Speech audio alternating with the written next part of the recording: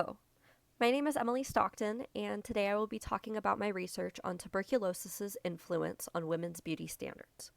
When we reflect on society's favored beauty ideals for women, we see a desire for pale skin, flushed cheeks, bright eyes, and a slim, delicate frame.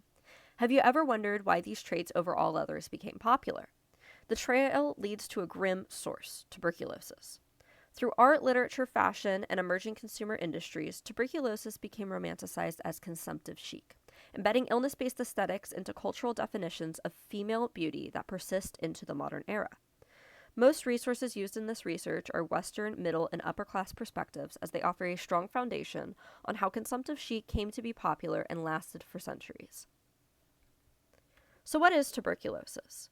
Tuberculosis is an airborne bacterial disease that causes visible physical changes such as extreme thinness, pale skin, flushed cheeks from fever, glassy eyes, and stained lips, the shade of red from coughing up blood. In the 18th and 19th centuries, it was referred to as consumption because the disease entirely consumed its victim, giving those afflicted the appearance of being hollowed from the inside out. Rather than being treated solely as symptoms of illness, these traits were reframed as signs of delicacy, sensitivity, and femininity. During the 18th and 19th centuries, this look became known as consumptive chic. The disease's slow decline allowed it to be aestheticized, especially among middle and upper class men and women. This was acceptable because fragility was becoming synonymous with desirability and beauty rather than danger.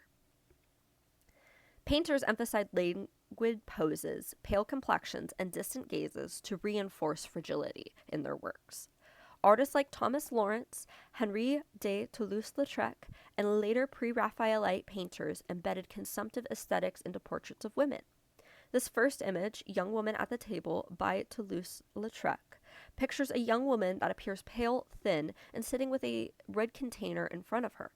The container is rice powder, which was used as a makeup cosmetic by women in the 19th century to appear with a paler complexion. The second painting, Beata Beatrix by Dante Gabriel Rossetti, depicts the artist's late wife, Elizabeth Siddal, with a celestial look and extreme pallor. Siddal died of tuberculosis, and her husband immortalized her and the beauty of her diminishing health, which further romanticized the appearance of her fatal illness. These representations normalized illness-based beauty by repeatedly framing tuberculosis as poetic, emotional, and spiritually elevated. When it comes to literary influences, Romantic and Victorian literature frequently portrayed tubercular women as ethereal and morally pure. Characters such as Marguerite Gautier in the story La Dame aux Camélias were described as growing more beautiful as their illness progressed. This first image shows the original Lady of the Camellias, and she is what the story was based on. This novel inspired other works to come to fruition, such as Verdi's opera La Traviata. Inspired by La Traviata, the 2001 film Moulin Rouge told the same story with a modern perspective, which continued to discuss and perpetuate beauty ideals linked with consumptive chic. Without a piece of literature or art portraying something as beautiful, there is nothing for society as a collective to compare beauty ideals to. To this day, women are seen as more desirable when they appear fragile, delicate, and in need of being cared for. Now, women did use rice powder. They also used lead-based makeup, rouge, and belladonna to artificially recreate tubercular features, which we see here in the first image. It is an advertisement for beauty products that highlight the aforementioned features. Corsets, high waistline, and restrictive garments simulated the bodily effects of consumption by restricting breathing and movement, reinforcing an appearance of weakness and restraint. Despite known medical risks such as fainting, organ displacement, and respiratory restriction, these practices persisted. Beauty expectations outweighed medical warnings, reinforcing the belief that femininity required suffering. The common phrase we hear today is that beauty is pain. Men dominated artistic, literary, and medical discourse, shaping ideals of femininity through a male perspective.